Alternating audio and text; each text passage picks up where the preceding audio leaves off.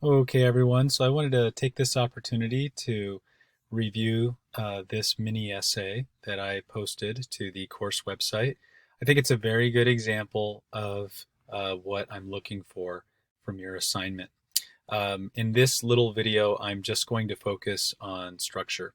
While there's much that could be said about content, in particular the gender studies lens that this student chose to use, I want to emphasize that it's not required that you select a particular critical lens in order to complete this first mini essay.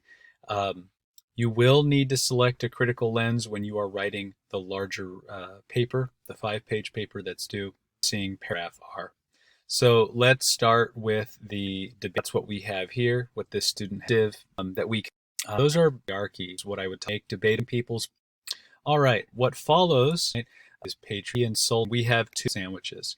Remember that by context, let's see if we have some context here. While Desdemona waits for Othello in the bedroom.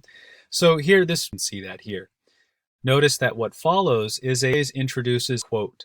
Notice how the student had to, okay, and that is then followed by analysis and quoted line.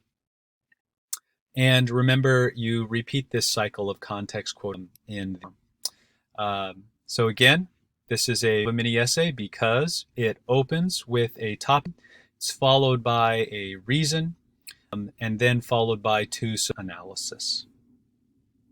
Of course, if you have any questions about this assignment, please let me know.